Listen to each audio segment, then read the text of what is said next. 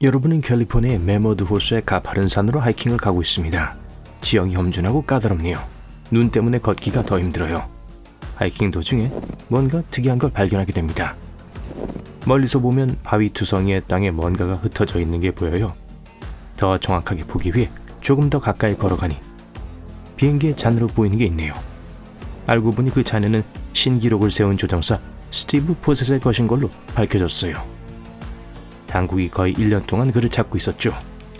아무도 포셋을 찾지 못했고 비행기가 추락한 원인을 설명할 수 없었죠.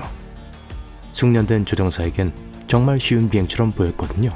과연 그에게 무슨 일이 일어났을까요? 보시다시피 이 비극적인 사건이 일어나기 몇 년 전에 포셋은 훨씬 더 위험한 일을 시도했었어요. 그는 열기구를 타고 홀로 세계 일주를 하는 최초의 조종사가 되려고 했어요. 작은 컨테이너에서 2주를 보내는 게 상상이 되나요? 단지 세계 기록을 깨기 위해서 말이죠. 궁금하다면 여기 전 세계를 비행하기 위해 필요한 것들이 있어요. 잘 작동하는 내비게이션 시스템, 부유한 후원자, 그리고 지칠 줄 모르는 지구력. 열기구가 가장 오래된 비행체임에도 불구하고 포셋이 그렇게 하기 전까진 아무도 그걸 타고 세계 일주를 못했었어요. 그리고 확실히 쉬운 일은 아니었죠. 포셋이 두 번째로 열기구를 타고 세계 일주 시도를 한 첫 번째 날이에요. 1997년 불안해하는 군중이 세인트루이스에 모여 포셋의 이륙을 기다리고 있어요. 조종사가 활짝 웃으며 스타디움으로 걸어 들어가요. 확실히 불가능한 걸 성취하려는 모험가처럼 보이지 않아요. 하지만 이게 포셋의 인생 여행이에요. 준비를 위해 그는 3,700m의 고도에 적응할 수 있도록 훈련했어요. 그곳의 환경은 까다로워요. 포셋은 가압되지 않은 선실에서 구름 사이를 날고 있습니다. 포셋이 끝까지 해낼 것 같지 않지만 그래도 갑니다. 열기구가 공중으로 발사되어 아래에 있던 군중들이 환호하며 작별을 구하고 있어요. 약 5노트의 바람이 열기구가 뜰 수 있게 해줘요. 전날 밤 포셋의 히터 중 하나가 고장이 났어요. 선실 밖은 엄청 춥지만 밤을 잘 견뎌내요. 포셋의 비밀 무기는 세계 최초의 열기구 자동 조종 장치예요. 상공에 있으면 외롭고 지속적으로 집중해야 하는 필요성으로 인해 곧 피곤해져요. 밤에는 잠을 자기 위해 자동 조정 장치를 켜요. 컴퓨터로 프로그래밍된 순서로 버너에 불을 붙여 열기구를 비행 경로에 유지하게 해요. 포셋은 고도를 바꾸기 위해 깨어나 버너를 작동시켜야 해요. 3일 후 첫 승리예요. 대서양을 가로질러 날아갔어요. 혼자 비행하고 있지만 지상에서 한 팀이 동행하고 있어요. 그들은 주로 위성을 통해 보내진 이메일로 의사소통을 해요. 첫 주의 마지막에 임무관제센터는 포셋으로부터 경고 이메일을 받게 되어요. 검은 구름이 지평선에 오르고 있어요. 날씨가 불리해지고 있는 것처럼 보이고 있어요. 포셋은 열기구에서 뇌우를 볼 수 있지만 얼마나 강력한지 예측할 방법은 없어요. 포셋은 위험을 무릅쓰고 구름을 뚫고 날아가기로 단단히 마음먹었어요. 전혀 시야가 확보되지도 않는 지상 305m 상공에서 날고 있었어요. 어떻게든 해냈어요. 비행은 리비아, 이란, 인도를 통해 계속되어요. 이제 그를 막을 수 있는 건 아무것도 없을 것 같았지만 포셋은 이미 지쳐버렸어요. 얼마나 더 버틸 수 있을지 자신이 없어요. 열기구 안에서 식사는 소량만 섭취하고 양동이를 변기로 사용했어요. 안타깝게도 대서양을 건너는 동안 많은 연료를 잃었어요. 인도의 반쯤에서 열기구가 나무에 충돌해요. 그는 세인트루이스의 착륙 지점까지 놀라운 15,500km를 날았어요. 스티브는 목표를 이루지 못했지만 포기하지 않을 거예요. 마침내 성공하기 위해서 포셋은 전략을 바꿀 필요가 있었어요. 그의 새로운 계획은 남반구 위를 나는 것이었어요. 그런 시도를 하는 건 포셋이 처음이었어요. 그의 아이디어는 간단했어요. 지구 남쪽에서 대부분 물 위를 날 거예요. 길을 따라 5개국으로부터 비행 허가를 받으면 되니 더 빨리 비행하는 데 도움이 될 거예요. 만약 여러분이 포셋이 날아간 땅 위에 있었다면 하늘에 떠있는 저 물체가 뭔지 아마 궁금했을 거예요. 포셋이 남아프리카의 케이프타운 위를 날았을 때 50명 이상의 사람들이 이상한 비행 물체를 보았다고 보고했어요. 환상을 실명시켜서 미안한데요. 여러분, 그건 그냥 포셋과 그의 열기구였을 뿐이에요. 남반구를 통해 전 세계를 비행하려던 그의 첫 번째 시도는 거의 성공적이었어요.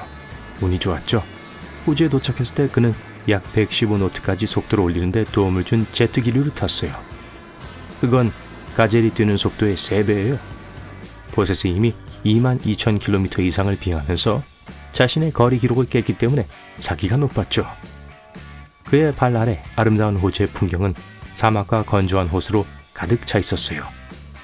현지 시간으로 오후 8시 22분에 호주의 안을 건넜고 다음 예상 착륙은 12,000km 이상 떨어진 칠레에 있었어요. 하지만 다시 거대한 뇌우가 포셋을 방해했어요. 폭풍에 들어간 후 열기구는 얼마나 부서지기 쉬운지를 보여줬어요. 번개와 사나운 바람이 열기구를 찢어놨어요. 이번엔 못 버텼어요. 열기구에 불이 붙으면서 포셋은 바다에 빠졌어요.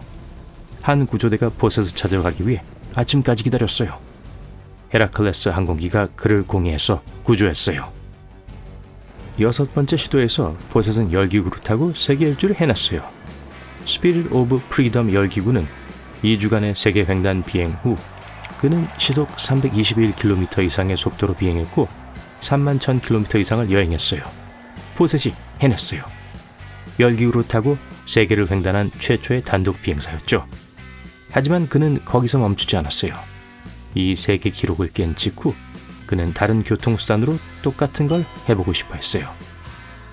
그는 버진 애틀랜틱의 소유주인 리처드 브랜슨에게 후에 버진 애틀랜틱 글로벌 플라이어로 불리는 제트 동력 항공기의 자금을 후원해달라고 설득했어요. 2005년 2월 8일 글로벌 플라이어는 이륙했어요. 약 37,000km의 믿을 수 없는 길이인 북회 기선을 일주하기 시작했어요. 운이었든 제주가 좋았든 간에 포셋은 또 다른 세계 기록을 깼어요. 그는 비행 초기에 큰 연료 손실을 극복하고 원래 출발했던 캔자스의 셀리나로 돌아오는 길에 도착했어요. 이 이야기가 여러분도 열기구를 타고 싶게 만들었나요? 포셋은 공중모험과 극한 상황의 전문가였어요. 이건 시에라 네바다 산맥에서의 그의 실종이 미스터리로 가득 찬 이유예요. 그렇게 노련한 파일럿을 추락시키게 만든 그 어떤 일이 일어났던 걸까요? 2007년 9월 3일 포셋은 슈퍼 데카슬론이라는 이름의 단발 엔진 비행기를 타고 네바다 목장에서 이륙했어요. 끔찍한 결과가 되어버린 단조롭고도 한가로운 낮의 비행이었죠. 포셋은 목장으로 돌아오지 못했어요. 수색 구조대가 조종사와 비행기를 찾기 위해 파견되었지만 빈손으로 돌아왔어요. 한 등산객이 1년이 지나서야 메버드 호수 근처에서 포셋의 소지품 중 일부를 발견할 수 있었어요. 그러고 나서 공중 수색 중 3,050m 높이에 있는 포셋의 2인승 비행기의 잔해가 발견되었어요. 이 미스터리는 첨단 기술의 도움으로 해결됐어요. 세계 최초의 육각형 풍등 시설에서 전문가들은 포셋이 비행하던 날의 날씨 상태를 재현했어요.